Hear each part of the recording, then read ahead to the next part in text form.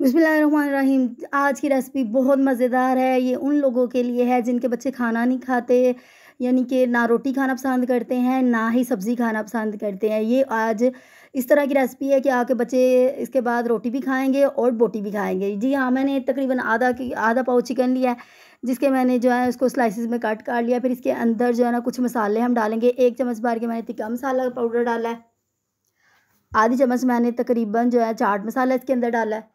और एक जो है ना मैं इसके अंदर लेमन का जूस जो है ना वो ऐड करूँगी। नमक मैंने इसके अंदर इसलिए नहीं डाला था क्योंकि आपको पता है चाट मसाले में और तिक्के मसाले में ऑलरेडी नमक होता है, तो नमक जो है वो काफ़ी था इसमें, ठीक है, इतने से चिकन के लिए।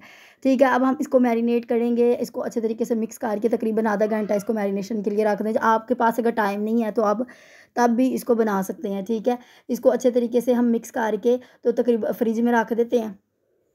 अब मैरिनेशन के बाद जी चिकन को तैयार करते हैं। एक कढ़ाई में मैंने आधा चम्मच ऑयल लिया है और इसके अंदर जो मैरिनेटेड किया हुआ चिकन है उसको हम इसको पकाएँगे, ठीक है? तब तक पकाएँगे जब तक कि ये जो है ना अच्छे तरीके से गल ना जाए। ये पानी इसने छोड़ दिया था, तो अब जब तक ये भूनता है, फिर हम जब ये अच्छे तरीके से भून जाएगा तो इसके अंदर थोड़ा-सा हम दही ऐड करके तो इसको 5 मिनट के लिए फिर पकाएँगे। फिर ठीक है, जब ये दही ड्राई हो जाएगा तो फिर हम इसको निकाल लेंगे, ठीक है? अब ये जो रोटी मैंने तैयार की है, मैंने मैदे में नमक और घी डाल के इसको गूँध लिया था, फिर इसकी रोटी बनाई, इसके अंदर थोड़ा-सा घी डाल के और थोड़ा-सा मैंने मैदा स्प्रिंकल किया, उसके बाद हम इसका लच्छेदार पराठा आप इस तरह भी बना सकते हैं, ये बहुत ईज़ी वे है, ठीक है। अब इस तरह आपस में इसको प्रेस करके अच्छे तरीके से अब हम इसको रोल बना कर लेंगे, ठीक है।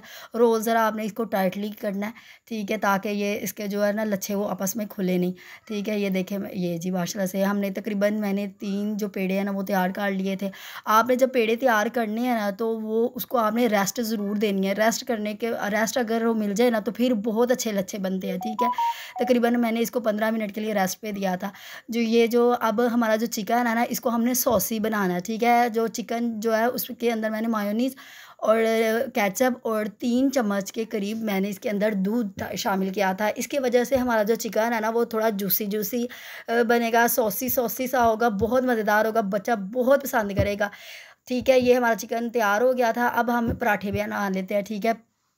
पराठे बनाने के लिए हम इसको तवे पे डालेंगे, इसके ऊपर थोड़ा-सा हम घी लगाएँगे, ठीक है। ये पराठे इतने मज़ेदार होते हैं, अगर आप बच्चे सब्ज़ी नहीं ना खा रहे, तो आप इस तरह से उनको बना के खिलाएँगे। ये देखिए चिकन भी ऑप्शनल है, अगर आपके पास चिकन है क्योंकि आजकल चिकन बहुत महँगा है, तो हर बंदा अफ़ोर्ड नहीं कर सकता, तो आप उसकी जगह सब्ज़ी और केचअप मायोनीज़ डाल के भी आप बच्चों को खिला सकते हैं, ठीक है। ये हमारा पराठा रेडी हो गया था, इसके अंदर हमने चिकन डाला, फिर जो सब्ज़ियाँ हैं ना वो भी ऑप्शनल है, अगर आप टमाटर ऐड नहीं करना चाहते वो ना करें, लेकिन टमाटर, प्याज़, खीरा और बंद गोभी मैंने ऐड किया था, इसकी वजह से बहुत अच्छा फ्लेवर आता है।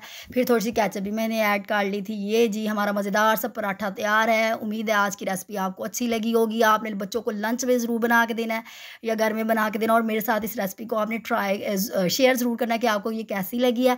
अच्छी लगी है तो लाइक ज़रूर किया करें, और अल्लाह हाफ़िज़।